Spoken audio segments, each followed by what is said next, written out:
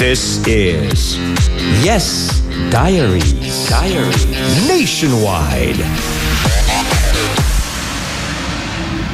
Chico, Chico, Chico, Chico. Tuloy po kayo sa espesyal na edisyon ng Yes Diaries, ang Halloween Special.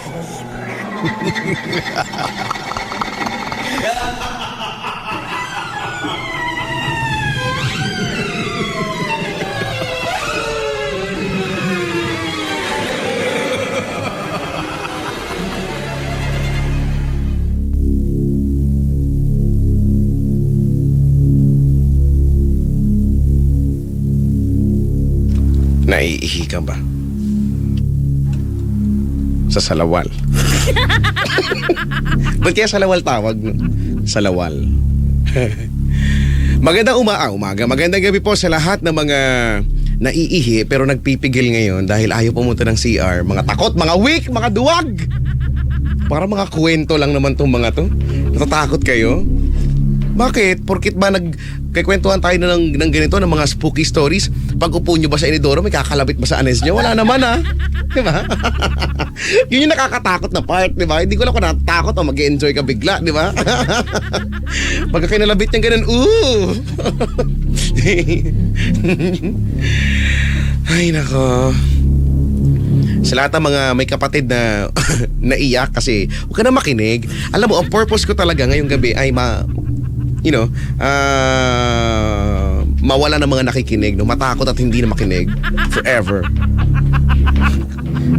Para dyan na lang kayo, tumulong na lang sa mga gawaing bahay at mag-aral kayo, no? Kahit sem break, mag-aral ka.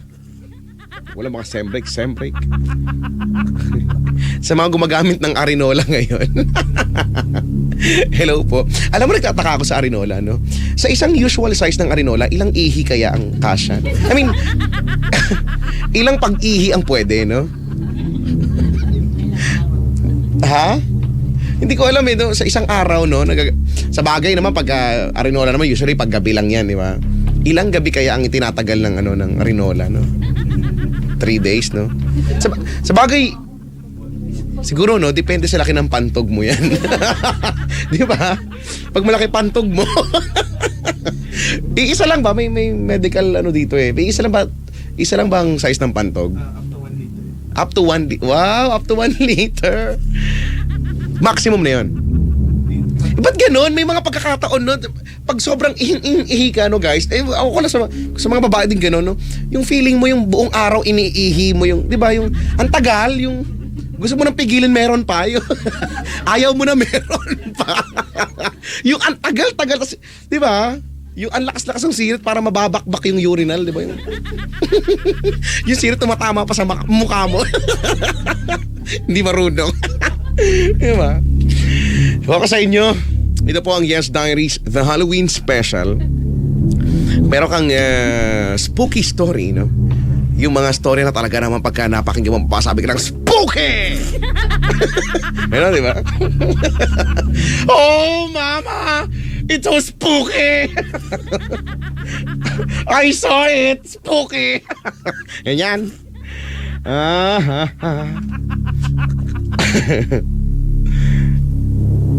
Sabi ni Sinfuego, 1989, nagpapatawa ka pa, Chico, akala ko Halloween special. Oo nga. Ito naman. Amo na. Baka lagnatin ako pag nagseryoso ako bigla. 11:24 oras sa ating lahat ng Brando's Bakery. Open 24 hours. May libreng isang putok. May libre daw isang putok lagi. Kung hindi ka kung hindi mo naman alam kung saan yung bakery na yan at wala ka hindi ka nakakuha ng libreng isang putok, okay lang yan. Okay lang yan kasi, Diyos ko naman, may free internet ang Smart.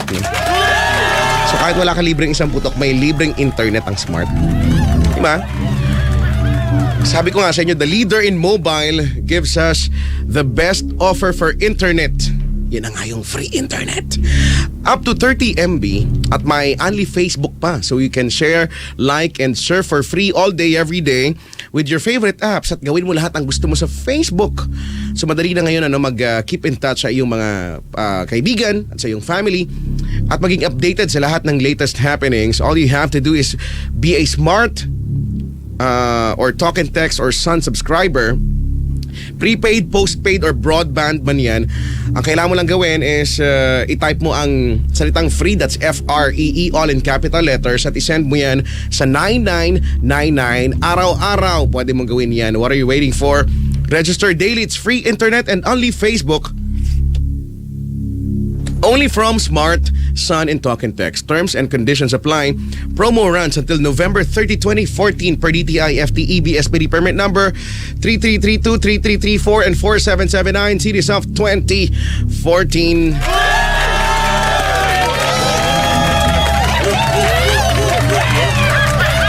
Sabi ni Apple Bautista sa Facebook, "Hi Chico, nakakatakot naman yung Halloween special mo, pati background effects mo. Tumalon yung aso ko sa akin sa takot." Pati aso natatakot. Sa bagay, no? Kala ko multo, nakalmo tuloy mukha ko. Awawa ka naman. Awan mo itong mukha mo. Sige na nga, hindi ko na nga ito gagawin. Ayoko kasi talaga na ginagawa ko. Nakakasakit na pala ako ng ibang tao. Mukha nyo! Ituloy natin to. O yeah, narinig nyo kanina yung ilang kwento, no, na pinadala sa Gmail account ko, chicoloco.yesfm@gmail.com. And you may do the same, no? Pwede pa nating mabasa yan, pwedeng mamaya or bukas or sa isang araw, no? O nga, 3 araw tayo magkakaganto, no?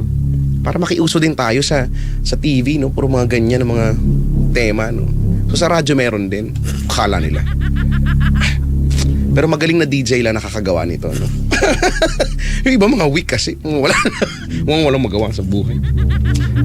Pareho lang. Ito. Sige, bago natin kausapin ang ating next caller, basahin ko lang ang isang istorya na pinadala sa ating Gmail account. Ang sabi niya, "Good evening, Kuya Chico. Gusto ko lang pong i-share yung na-experience ko na scary moment while I was still an OJT sa isang well-known na hotel sa Makati." Daling hulaan niya ng konti ng hotel sa Makati. Pero syempre, di naman natin nasasabihin ko ano yun. Culinary student po kasi ako, kaya sa kitchen ako naka-assign. Gulat kami kung sa ate ka naka-assign, di ba? Doon ka maghanap ka ng mga daga doon. Anyway, ano ba? Wag na kayong kumoment ng gano'n. Spooking, hay. Culinary student po kasi ako, kaya sa kitchen ako naka-assign. I was assigned that time sa kitchen ng cafeteria para sa mga employees. Saturday yon, kaya wala masyadong employees na kumakain, kaya hindi busy, so pinag-chop or pinag-prepare nila ako ng vegetables. Since hindi busy that time, 4 lang kami na nasa kitchen. Lumabas muna yung 2 chef para mag-CR at yung isa naman ay umakyat sa itaas. Nagulat ako kung umakyat sa ibaba yan. Medyo creepy yung part na yun. Ano ba? Wala na nga gantong comment nga eh.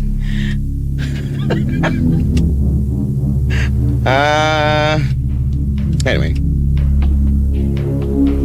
Habang busy ako na nagcha-chop, yung isang chef na natira is busy naman nagluluto sa other side at nag-aayos ng mga ilalabas sa service station. Bigla kaming may narinig na nagsalita na lalaki na husky voice ng ibang dialect, parang Spanish dialect. Pero mahina lang. Nung una, akala ko nantitrip lang yung kasama ko na chef kasi pala biro talaga yon. Biglang sabi niya, "Ikaw ba yon?" Sabi ko naman, "Hindi po. Akala ko po ikaw yun." Wala naman tao sa service station that time kasi hindi siya time ng break ng mga employees.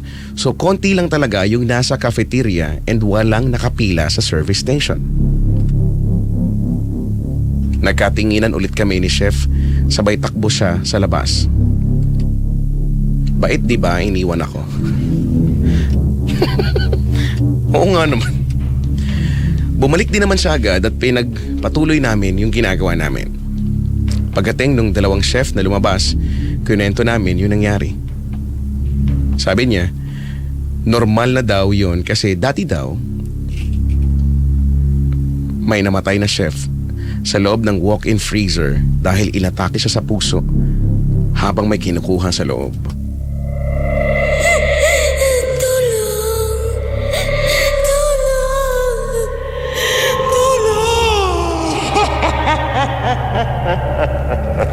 Sabi din niya na may mga chef daw siguro na nagtatrabaho dun dati na namatay na pero hindi daw siguro tumatahimik yung kaluluwa at akala na nagtatrabaho pa din sila doon. Natakot ako lalo noon kasi lagi ako tumatambay doon sa walk-in freezer kasi malamig. Okay. Kaya pala iba pakiramdam ko noon kapag nasa loob ako, parang may nakatingin o kaya parang mabigat yung pakiramdam kapag nasa loob ka.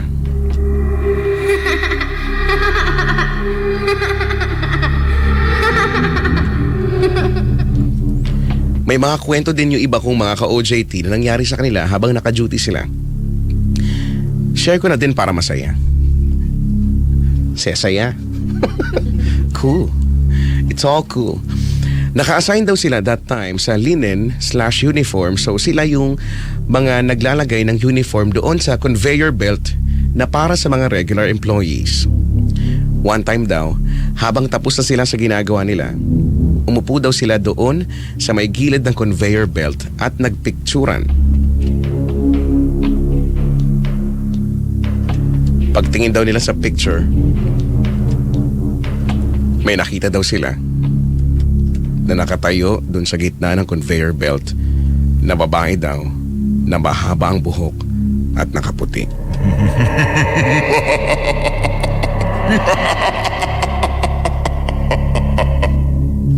Dalawa kasi yun na magkatabi. Isa para sa babae at isa para sa lalaki. Sorry po kung mahaba. Sana po mabasa nyo ito at maraming thank you po. Pinadala ito ni Hana ng Paranaque City.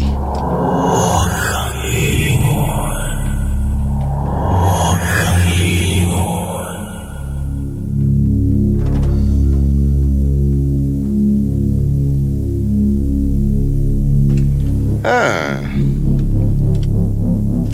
11:33. Hello po sa mga bisita ko ngayon.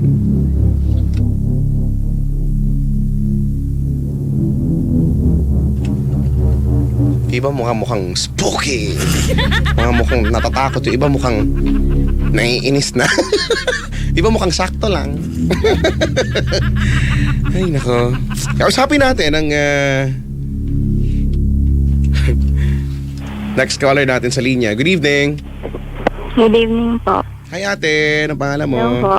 Stephanie po. Si Stephanie. Ate Stephanie, ilang taon ka na? 16 po. Oh, may malamang nag-aaral ka pa? Opo. Pero wala nang pasok? Opo, sem break na. Sem break na. Si Stephanie ay taga? Caloocan po. Caloocan. Sige. Ano ba ang iyong spooky story na i-share mo sa amin ngayon?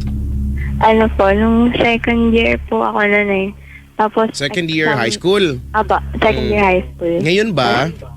Second year college po. Okay. Tapos ano po, exam week namin nun. Tapos yung mga kaibigan ko po lahat, sabi nila, after daw ng exam, mag-ghost hunt daw kami. Kasi po, may naririnig na po talaga kami nun sa school namin, mga balita, na may nagpaparamdam daw po dun. Nagkikaroon ng trip ng mga estudyante na mag-ghost hunting na lang lagi. No? Opo. Masyado po kasing curious. Sana may, sana may course, no? Kaya may subject na ghost hunting para masaya talaga. No? Kasama sa curriculum. Tapos yun po, pero syempre hindi po ako naniniwala kasi hindi ko pa naman siya nakita. Hindi pa naman po ako nakakita. Ate, Ay, nakakaramdam. boses inidoro ka, ano? Huwag mong ikulob yung phone, ha? Ah, ano sabi mo?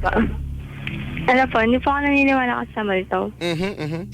Yan, tapos ano po, edi after nga po ng exam, naglibot na po kami sa buong school. Eh, wala na pong mga estudyante nun kasi exam week lang. Tapos, noong una po, sa room po kami dumaan sa may hallway po. Wala naman po kaming nakita o kaya narinig kasi po, wala pa nga nagsisigawan na kami. Tapos nag-uunahan kasi wala pong gustong ma-play sa likod. Akala ko ba nag-ghost hunting kayo? Ayun nga po. Tapos, Ba't ganyan yung mga nag-ghost hunting? Mga takot naman lahat, no? Weird. oo nga po. Tapos, ayun po, wala naman po kami na ramdaman doon sa isang building. Kaya po, pumunta kaming auditorium. Yung auditorium po, wala pong tao doon talaga. Tapos, ginagamit lang po siya talaga pag may program. Kaya flag ceremony. Nandyan na siya. Kaya po kami sa bleacher. Doon. Tapos, wala naman po kasi kaming, maramdaman. Kaya, Tinigil nyo sabi na ko, lang. Wala tayong naramdaman, wala. Soli bayad. hindi po. Tinry ko Lugi. Tinry ko pong, picture na lang. Picture Kasi na baka lang. Opo. Kasi diba ganun nga po, pag Tapos, yun po, tinry ko po sa isang side, dun sa may, syempre wala nga punta, dun sa may side na yun, dun sa may dulong side ng bleacher. Tapos, nung una po wala naman ako nga. Tapos, nung na-capture na siya, may lumabas na na itim na, hindi ko Airbox, po hindi po, Dumi siya. ng kambing. Itim na bagay. Itim na bagay. Naku, malaki ba yung itim na bagay na yan? Babae po siya. Ay, babae. Itim na babae. Opo, Baka si Maria Morena nakaupo yan. siya. Hindi? Hindi po. Nakaupo po siya din sa bleacher. Okay. Tapos, yung nakaupo siya, tapos yung buhok niya nakatakip sa mukha. Yun. Okay. Ipapakita ko po sana, kaya lang po na-delete ko kaagad.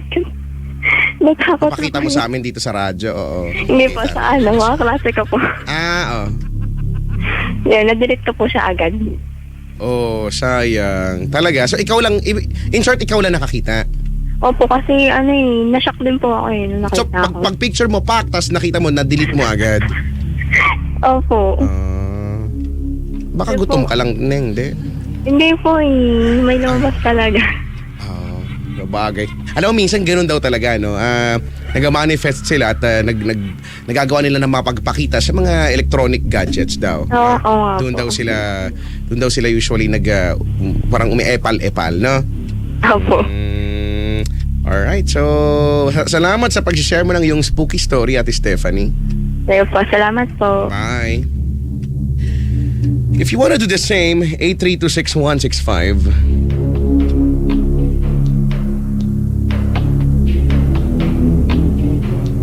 Facebook.com/Chico Loco Manila, Twitter.com/Chico Loco_YesFM.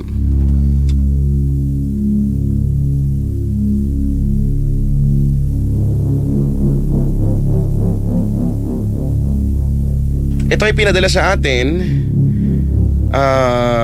sa ating email account. At sabi niya, "Hi Chico, tawagin mo na lang akong Liv. Ikikwento ko lang yung experience ko. Nangyari ito last 4 years ago. Di ko siya makalimutan kasi ito talaga yung pinaka nakakatakot na nangyari sa akin. Paggabi na nun, galing ako sa duty ko sa ospital. Pagdating ko sa bahay, ay agad akong dumiretso sa kwarto para makapagpahinga. Naabutan ko yung pangalawa kong kapatid na nakahiga. Tapos ko fresh and up. Ano yung fresh and... baka fresh and up, no?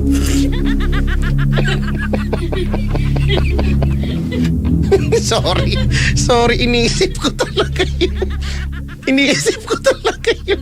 Fresh and up. Sorry, pagbigyan nyo na ako. Spooky. Brad, fresh and up. You know, when you make hilamos and you make palit of the brief and or the panty. It's called freshen up. Yeah. Okay. Tapos ko mag-freshen up, Chico, tumabi na rin ako sa kanya. Pinikit ko yung mata ko, Chico. At mga ilang minuto ang lumipas, ay tumunog ang cellphone ko. Tumunog yung cellphone. Wait lang, tumunog yung cellphone ko at isa-silent ko lang. Wait lang. Sino naman eh? Gulo-gulo. Sabi dito ni, is bully dapat, hindi is spooky. Hoy, sabi mo bully ako sa paking ito. Bukan mo lang. Hala, nawala na tuloy yung kwento. Asan na ba yun?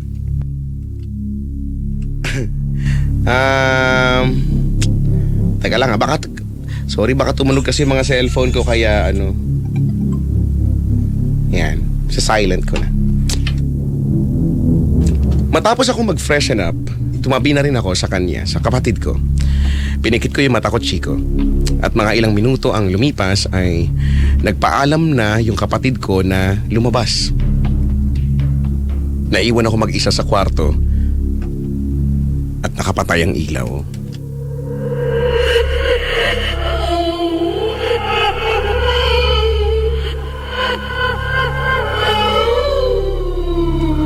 Hindi pa nagtagal ay may naramdaman akong tumabi sa akin.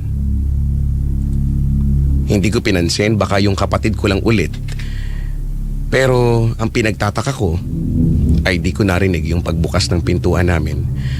At ilang beses ko na siyang tinatawag, wala akong naririnig na reply o sagot galing sa kanya. Kaya paggalit akong sumigaw, "Ano ba? Kanina pa kita tinatawag ah." At kasabay nun ay ang pagharap ko sa kanya. Sa di inaasahang pagharap ko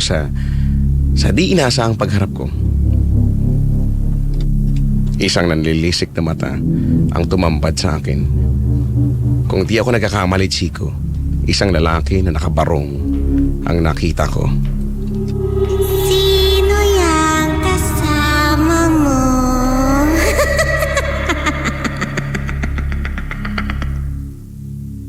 Kumakatawa. Nagkatitigan kami na halos di ko maigalaw ang katawan ko. Kahit na mata ko, di ko maalis sa kanya. Takot na takot ako nung panahon na yon. Pumikit ako ng ilang segundo, pero pagdilat ko, nandun pa rin siya at patuloy na nakatingin sa akin.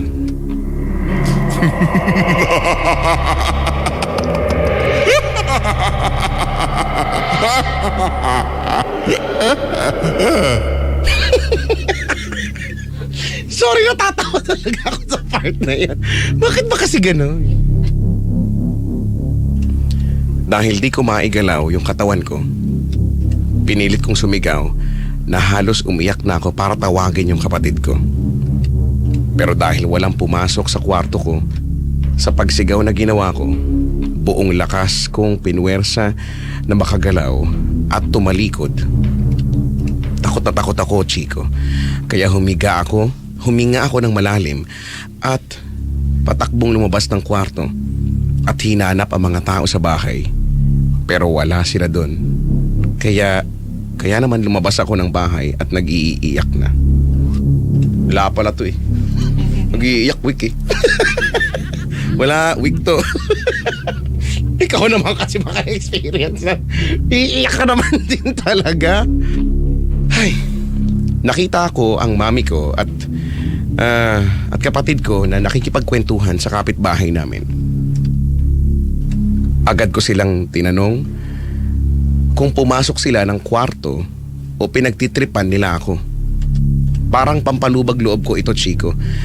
Marinig ko lang silang sumagot ng oo, ayos na ako. Pero hindi eh.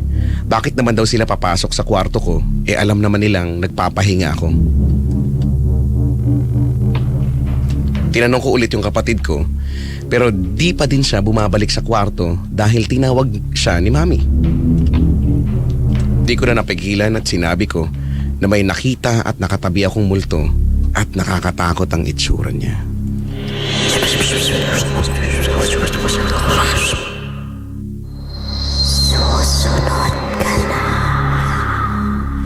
Lolo mo, susunod. Lolo mo. Chico, sa mga ganitong bagay, sanay na sila Mami dahil nakakakita talaga ako ng mga multo. Pero yung nangyari sa akin ng gabing yon, dahil harap-harapan at hindi niya talaga ako nilubayan. At share ko lang din ito, Chico, bago pa man din na tirahan yung bahay na yon, ay nauna nang tumira at tinutulugan yon ng mga pinsan ko. At sinasabi nilang sa kwarto kung saan ako nagstay o nagkwarto ngayon ay laging may nagpaparamdam. Ilang beses na akong pinaramdaman doon, Chico, pero doon lang talaga ako naduwag. Duwag ka lang. Maraming salamat, Chico, at sana mabasa mo ito.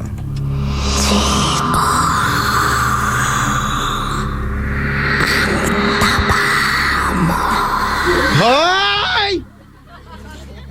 Sinong gumawa nito? Sinong gumawa nito? Mananagot! Nakalagay dito, nakakatakot talaga. Pag-play ko, ito yung nakalagay.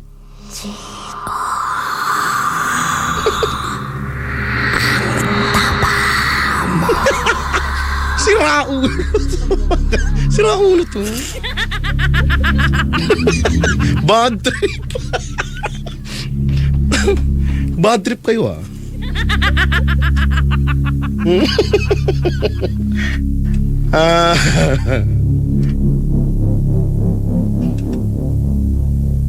Kunyari din nyo yung narinig. Kunyari wala lang. Isipin natin na wala lang ang mga bagay-bagay na yan. 11:47.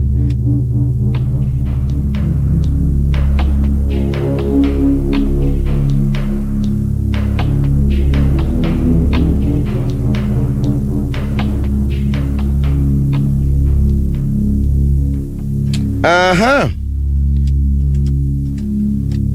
Habang nasisira ang flex ng laptop dito.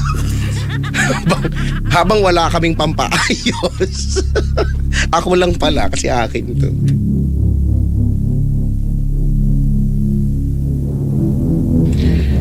Sabi ni Joseph, Cielo, ay, wala na, nabasa ko na yung pangalan. Kasi sabi niya, wag niyo po sanang basahin, sabihin yung name ko. Kunyari hindi ko na lang nabasa. Pwede ba yon? Pwede ba i-erase nyo sa usap, sa iutok na, Sorry naman kasi. Kunyari na lang hindi ko talaga nabasa, ha? Erase. Kunyari nagpadala si Bernadette. Anyway, share ko lang po yung sa na-experience namin magkakaibigan sa school namin dati. May namatay po kasing estudyante sa school nung grade 4 po kami. Grade 3 po yung namatay. 4th year na po kami ngayon. Ano naman? De, joke lang. Halos puro bago po yung teachers. Yung physics teacher po namin may naikwento sa amin. Nagtuturo daw po siya sa kabilang section nang may nakita siyang nakaupo sa likod ng mga estudyante.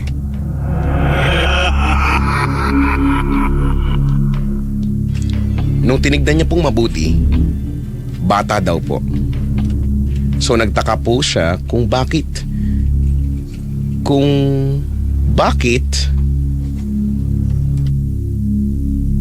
may bata na nasa room ng mga 4th year.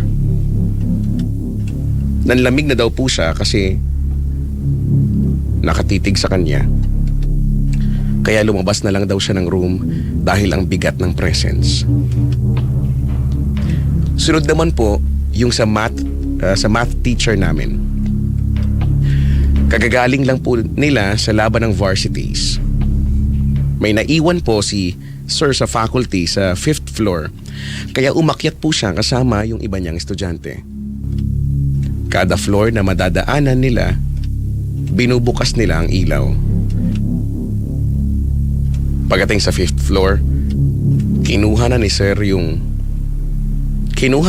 gamit niya, tapos bumaba na sila. Pinatay nila ang ilaw sa 5th floor, then sa 4th floor. Pero pagdating ng 3rd floor, nagulat sila nang biglang nagbukas-sara yung ilaw sa 4th and 5th floor.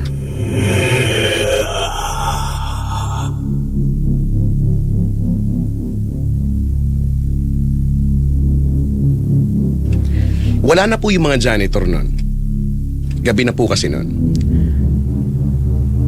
Sa takot, kumaripas sila ng takbo pababa. Pagdating po nila sa ground floor, nag-ring yung phone nung isang kasama ni Sir. Tapos nung sinagot na nung estudyante, naiyak na lang siya. Kasi patay na daw yung lola niya at kailangan na daw niyang umuwi. Fast forward nung last week lang po, may nangyaring sobrang nakakatakot sa batch namin. Katatapos lang po ng presentation ng section namin sa MAPE. MAPE, no? Music, Arts, PE and Health. Tama? MAPE. Nawalan po ng phone yung isa kong kaklase, kaya down na down po siya. Nawalan lang ng phone, down na. Isa kong kaklase, binasted eh. Pero okay lang. Sakto lang sa kanya. Ano ba? Wala na kasing ganito. Nawalan po ng phone yung isa kong kaklase, kaya down na down po siya. 3rd period po namin yung presentation, pero after nun, wala pong pumasok ng teacher. So free time po kami hanggang lunch. Lunchtime po, bigla na lang sumigaw yung kaklase ko na nawala ng phone.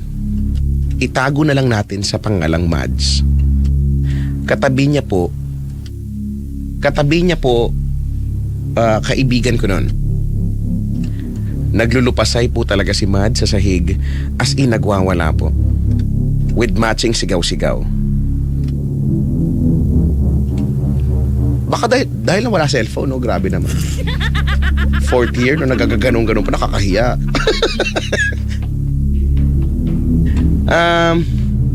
Akala po namin, naiinis na siya dahil di binabalik ang phone niya. Pero iba na po pala. Nung nakapin down na po siya sa sahig, iba na po ang boses niya. May malakas na po siya, mas malakas na po siya sa mga nakadagan sa kanya. 8 lalaki po ata ang may hawak sa kanya habang pinapakalma siya. Pero di po talaga siya mapakalma. Nagdasal na po yung teachers na nakapaligid. Tapos, sigaw na po ng sigaw si Mads.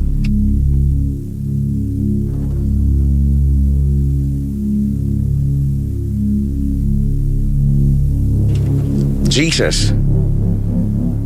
Jesus. Paulit-ulit niya pong sinisigaw. Tapos,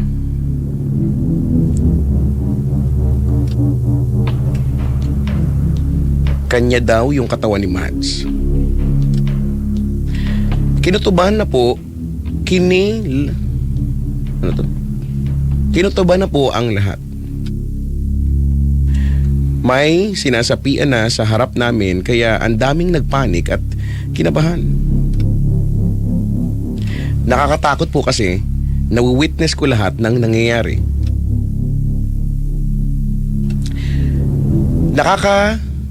Nakakapiglas po siya sa mga humahawak sa kanya. Na nasuntok pa nga po niya yung tiyan ng isang buntis naming teacher. Nung medyo nang hina na po si Mads,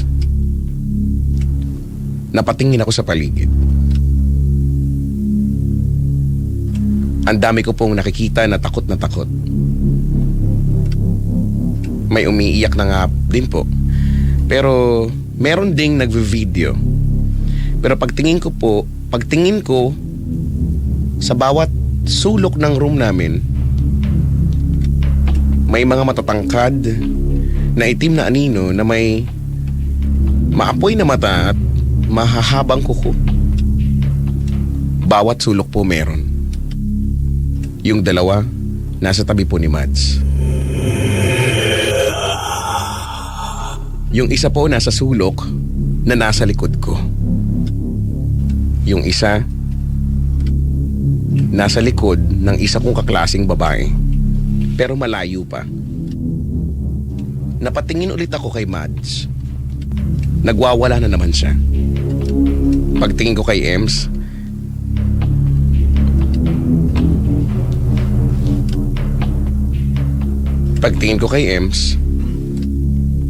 nasa likod na niya.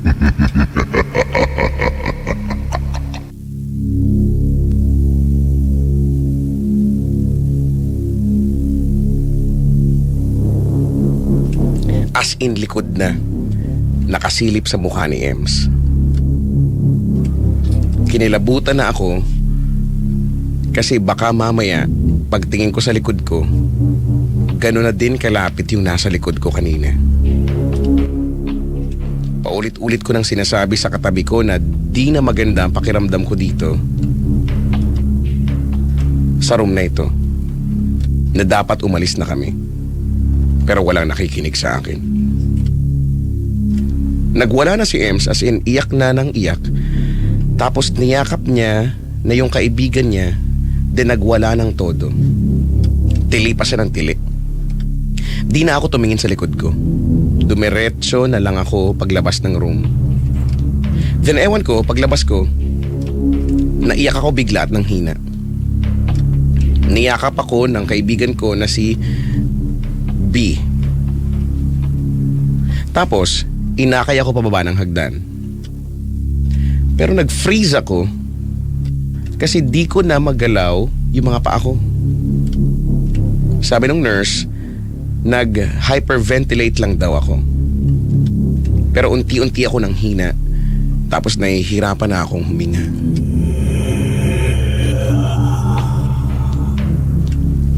Nagsasara na yung mga kamay ko ng kusa. As in, sarang-sara. Binubukas yun ng mga kaklase ko, tapos hinahawakan nila ako. Paulit-ulit ko daw sinisigaw na, "Wag niyo akong bibitawan, please." Habang umiiyak hanggang sa hinamatay na ako at binuhat na ni Mo. Sinabi nila sa akin ang mga sumunod na nangyari after kong himatayin.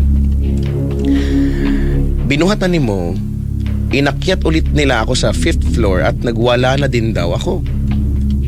Grabe daw ang mga sinabi ko. Sinabi ko daw, napapatayin ko daw sila. Isusunod ko daw sila.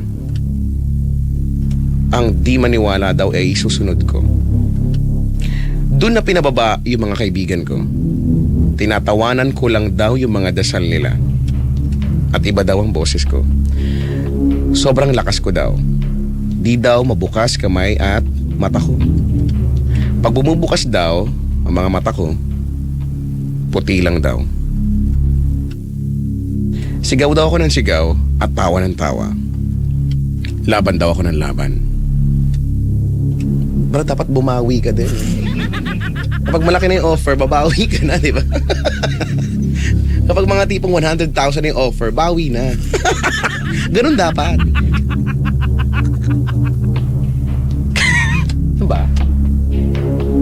Laban daw ako ng laban. Ginamit pa daw ng demonyo yung boses ko para magmakaawa na pakawalan ako. Ang sabi ko daw ay dali na. Bitawan nyo na ako. Di ko naman kayo sasaktan eh. Siya lang naman yung masasaktan eh. Sinasakal ko daw sarili ko at kung ano-ano pa. Madami pang nangyari. Nagising na lang ako at umiiyak ako ng umiiyak after nung possession. Niyakap ako ng mahigpit ang advisor ko nung 3rd year habang umiiyak kami pareho. Dinala ako sa office. Tsaka ako nalaman na 4 kaming sinapian. Si Mads, ako, Ems at isa pang lalaki na si Yuki. Hanggang sa office po, sinundan ako nung sumapi daw sa akin o nung sumapi sa akin. Sinabi ko po yun kila mami at daddy, pati sa lola ko na principal ng school. Nagpray lang po sila nagpray at kumanta ng praise songs hanggang sa nawala yung lalaking itim sa labas. At napakalma na ako. Salamat ng marami.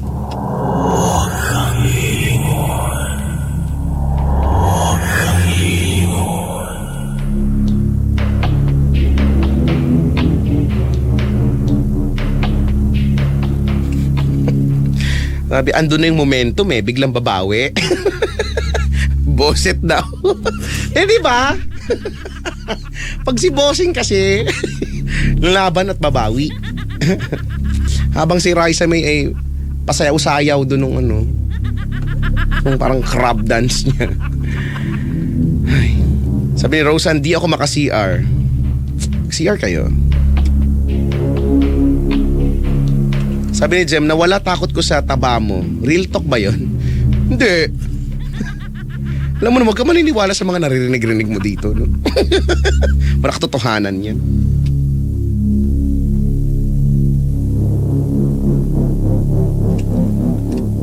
Call me up 8326165 para sa inyong spooky stories. And if in case you just turn on your radio, well, welcome po sa YD Halloween Special.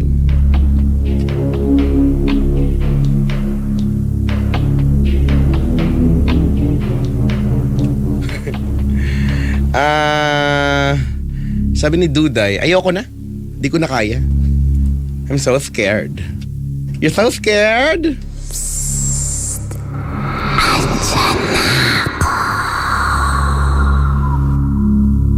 Laka. Halaka! Sabi dito ni Tristan is the King. Chico, ang ganda ko. Yan ang nakakatakot talaga. Yan ang hindi talaga natin kaya. Hindi natin talaga kaya maipaliwanag yung mga bagay na yan. Hindi ko talaga alam. Aha.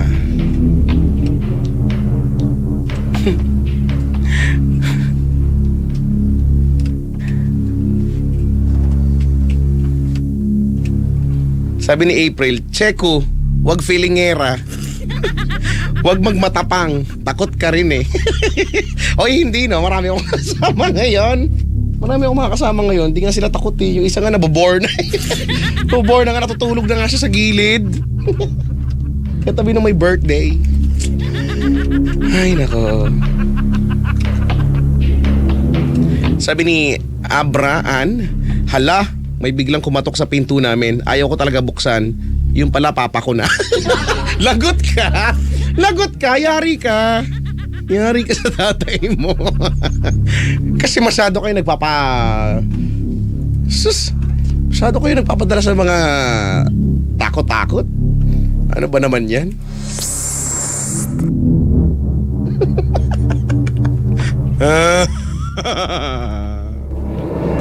May mo sa tabi mo. Spooky! Ay, nako. 12:04, good morning po sa inyo lahat.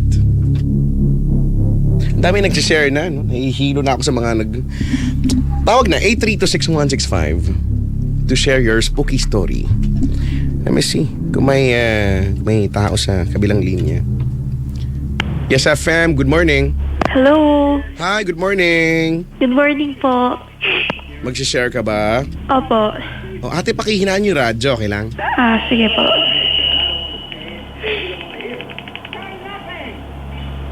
Ayan, okay na po ba? Hello? Hello? Ayan. What's your name, ate? Air po. Ha? Air po. Air? As in hangin? Opo. Code name? Hindi po. Nickname ko lang po. Nickname, Air. You're calling us from where, Air? Po?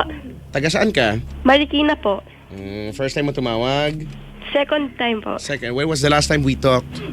Mga August yata. This year. Opo. Ilang taon ka na, Ate Air? 16 po.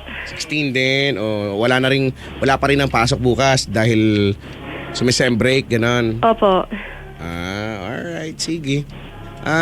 Ate Air, welcome sa YD Halloween Special. Ikaw ba'y may isa-share sa amin? Opo.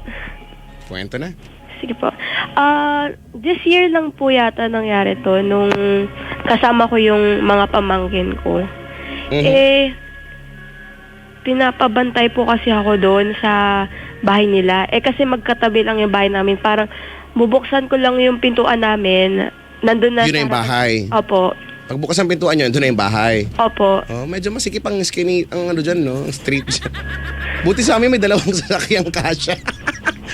Sige. Sa harapan po kasi kami ng Loyola, just cementerio. Okay. Tapos, nung nandun kami sa kwarto nila, mga magbabandang 6 p.m. na yata yun. Nanonood ako ng TV. The Walking Dead yata yun. Tapos, sabi ko dun sa pamangkin ko, dumating na ba yung mami mo? Tignan mo nga sa baba. Sabi niya, ayaw niya daw. Ayaw niya. So, sabi ko, bakit ayaw mo? Tapos sabi niya, may bata po kasi nakaupo doon sa may pintuan. So parang kinabahan na ako. Sabi ko, babae, lalaki. Sabi niya, babae daw. Sabi ko, wala naman Sabi niya, magkasing tangkad daw kami. Tapos sabi ko, wala kayang tao, huwag mo akong takutin, ganun. Tapos sabi niya, hindi naman po ako nagsisinungaling, sabi niya. So parang tumingin ako ng mabuti. Kasi doon sa may mirror, sa labas ng pintuan, may mirror doon. So para nakita mo sa mirror? Wala naman pong tao. Wala, bintana lang yung nakita ko. Saka yung mirror? Opo. Tapos, sabi ko, wag mo akong tinatakot Wala ako sa mood ngayon. Sabi niya, hindi naman po talaga ako nagluloko kahit ituro ko pa sa inyo. Sabi ko, ako na nga lang titingin kung nandun na ba sa baba yung mami mo. So, bumaba ako. Sabi niya, wag, nakaharang daw dun sa may pintuan. Laka. Parang, sabi ko, hala, wala naman tao. Tapos umupo ulit ako dun sa may kama. Sabi ko, hindi na nga ako bababa. Dito na lang ako. Tapos nung mga nakalipas na matagal na, ganun. Umiyak siya. Sabi ko, huwag ka naman umiyak. Sabi ko, ba't ka umiiyak? Ganun sabi ko sa kanya. Tinanong ko siya. Tapos hindi niya ako sinasagot. Sabi ko, magsalita ka naman Gusto mo ba ng gatas? Ganun. Tinatanong ko siya. Sabi niya, hindi, ganun. Ayaw ko. Sinisigaw niya talaga.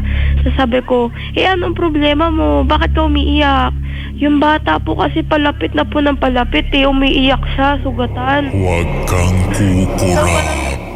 Parang naiiyak na ako noon. Ayoko lumingon kasi nakatalikod ako sa may pintuan nakabukas pa naman. Tapos sabi ko, asan na siya ngayon? Sabi niya, wala, nakatayo lang po, nakayuko. Tapos yun, hindi talaga ako, parang petrified ako na petrified. So, At first I was afraid. I was petrified. Ganon yan, diba? Tapos sabi ko sa kanya, wag mo ko niloloko Pag ako pinagloloko mo babangasan ko yung panga mo. Sobrang takot. Hindi, sabi ko sa kanya, hindi porket mabait ako ngayon, gagantuin mo ako, ganun. Kasi minsan, parang masungit ako, ganun. Inaano ko sila. Tapos sabi niya, hindi ko po kayo niloloko. So parang nangihinig na ako noon. Hinahawakan ko na siya sa balikat. Tapos kinarga ko na siya. Tapos ayoko lumingon, sabi ko sa kanya, nanginginig na yung boses ko. Tapos yung cellphone ko pa naman nando sa kabilang kwarto, paano ko kunin yun? Tatawagin ko na sana yung mami niya. Tapos sabi niya, nakaupo na daw yung bata. Yung parang yung alam niyo yung pwestong hinahog niya yung knees niya, yung parang niyayakap yung tuhod. Ganun. Tapos Re-rock siya. Yung parang nag-ano. Nagra-rock, nagbabato, gano'n. Hindi po Adik, yung... gano'n. yung parang nanginginig siya na parang ano. Yung, napanood niyo ba yung Paranormal Activity? O baka nga yan yung kinikwento mo, hindi? Hindi po. Hindi. Nanonood pa ako, teka lang. Tapos... Yan, yun yung pinaka-nakakatakot na part, yung pagagalitan ka. Tapos yun, parang... So, pwede na ako lumabas. Sabi ko sa kanya. Sabi niya, hindi ko po alam. Tapos tumayo na ako, binaba ko na siya. Tumayo ako, wag kang aalis dyan Tapos paunti-unti akong lumalabas. So, tumitingin ako kung may tao ba, wala. Eh, nung wala naman ako nakita yun, dumiretso lang ako. Parang confident ako na wala akong makikita. Tapos, nung pumasok na ako sa loob ng kwarto ko, hinahanap ko yung cellphone ko, may biglang kumatok sa pintuan. Nakasarado kasi, may biglang kumatok. Ang akala ko naman yung lola ko. Kasi baka may kailangan, ganun. Tapos, sige, sandali lang, ganun, sabi ko. Tapos nung tumayo ako, binuksan ko yung pintuan. Grabe, wala akong nakita. Nakita ko lang yung hagdanan. Tapos madilim to sa ibaba. Sabi ko, tinawag siya, La. O, bakit? Sabi niya, sabi ko, kumatok ba kayo kanina? Anong kailangan yun? Sabi niya, wala naman akong kailangan sa'yo. Nanonood ako dito Patutulog na nga ako, sabi niya. Tapos, kinabahan na ako noon. Tapos, umakyat na ako. Tapos, may narinig akong, batang babae. Ganon, sumisit-sit sa akin. So, parang... Sumisit-sit parang ganito? Ganon? Opo. Tapos, takot na ako noon. Sinasabi ko na, Ate Reggie, ko na ba yan? Ganon. Tapos, walang sumasagot. Tapos, nung binalikan ko yung pamangkin ko, wala na siya doon. Wala na siya doon sa kama. So, parang paiyak na ako noon. Kasi, lagot ako doon sa mama nito. Baka mamaya kung anong nangyari doon. Tapos, bumaba ako doon sa hagdanan nila. Wala naman nakabukas na ilaw. Nung nagtuloy-tuloy na ako sa pababa, nakita ko siya na nakatayo doon malapit sa may TV. Tapos sabi ko, hoy, umakyat ka na nga, 'di ba? Sabi ko doon ka lang sa kama. Tapos bigla siyang tumawa. Sabi ko, ba't mo ako tinatawanan? Ganun. Tapos tumingin siya sa akin. Sabi niya, nakikipaglaro lang daw siya. Sabi ko, kanino? Wala naman tao. Sabi niya, dun sa batang babae. Wala namang tao dito sa baba. Tapos sabi niya, umalis na tuloy siya. Binulabog mo daw. Sabi niya sa akin. Tapos, yun nga, natakot na ako. Sabi ko, umakyat ka na. Hintayin na lang natin yung mami mo. Tapos naghintay kami dun sa kwarto. Tapos nung nakita ko na talaga yung batang babae, naglalakad siya dun sa kasi may rooftop kami. May ilang chapters to, ate? Last na po to. Last na. Tapos nakita ko naglalakad paunti-unti siya tumitingin sa akin dun sa may mirror. Opo. Tapos yun nga, natatakot na ako. Tapos may bigla na ako narinig, anak! Tapos yung boses na ng Ate Reggie ko. So, nagmadali kami yung bumaba Tapos yun, kunento ko sa Ate Reggie ko. Tapos sabi niya na, parang nakakakita din daw siya na may batang babae nga daw naggagala dito sa bahay namin. At iniwanan niya kayo dun, no? Creepy. Alright. Salamat sa pagtawag. Okay po. Bye.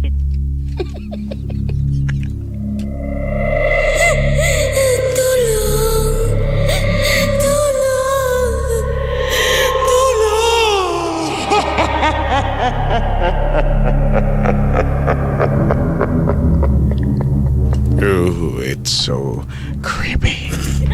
Spooky. 1214 832-6165.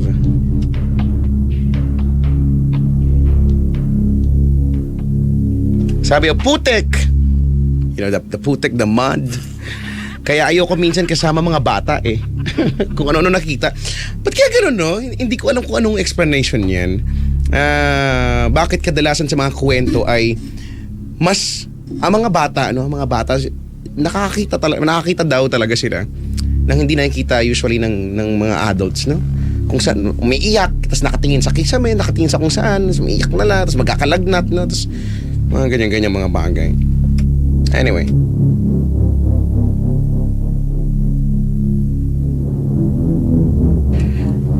Basahin natin this story na pinadala pa rin sa ating Gmail account. Sabi dito, ayusin mo na yung laptop mo. Kasi may problema na siya. Sabi niya, Kuya Chico, tawagin niyo na lang po ako sa pangalang Zadam.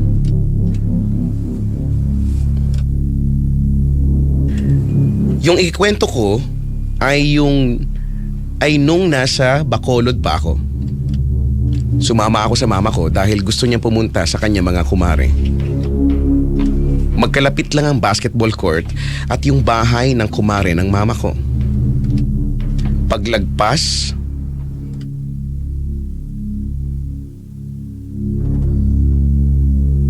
sorry, nasira na naman. Wait lang. Hanap na siya ng bago. Magkalapit lang ang basketball court at yung bahay ng kumare ng mama ko. Lagpas na ng 12:00 ng hating gabi. Habang ang mama ko ay nag-e-enjoy sa pakikipagkwentuhan sa kanya mga kumare sa labas ng bahay, nakarinig ako ng iyak malapit sa basketball court, ngunit patay na yung ilaw ng basketball court.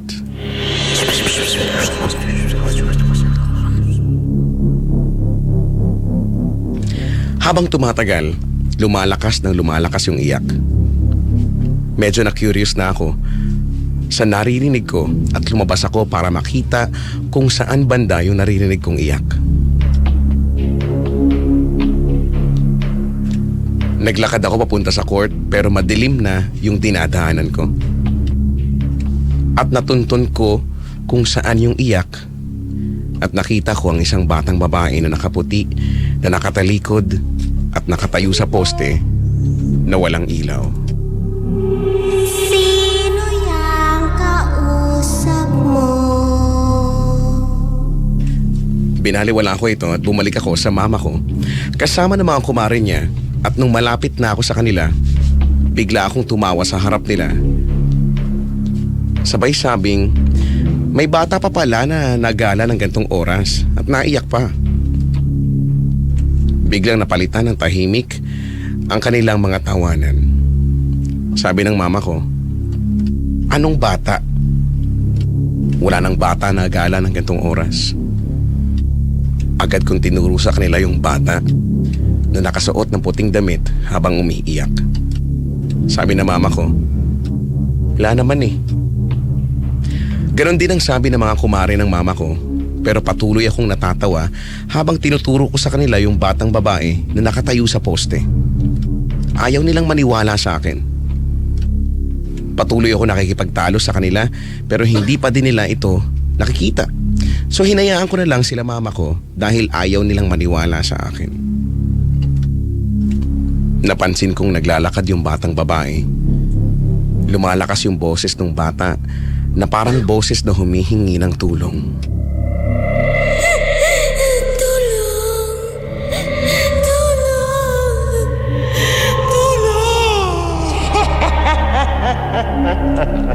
Lumabas ako ulit para tignan yung batang babae.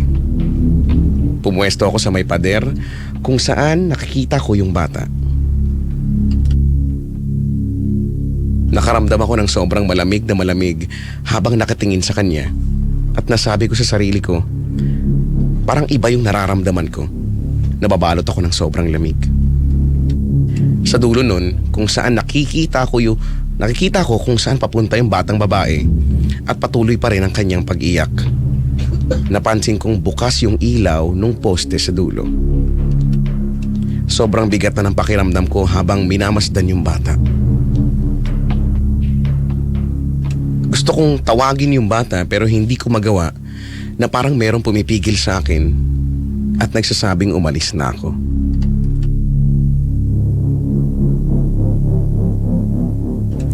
Mulat na mulat yung mata ko habang nakatitig sa kanya. Nagulat na lang ako na parang di ko alam ang gagawin ko.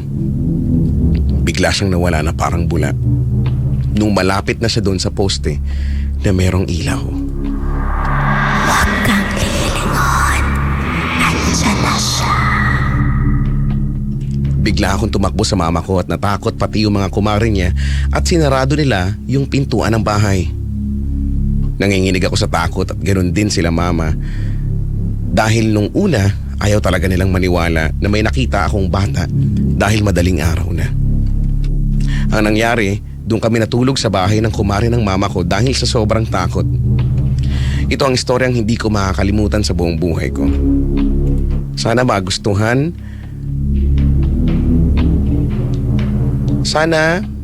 niyo ang kwento ko. Maraming salamat, Kuya Chico.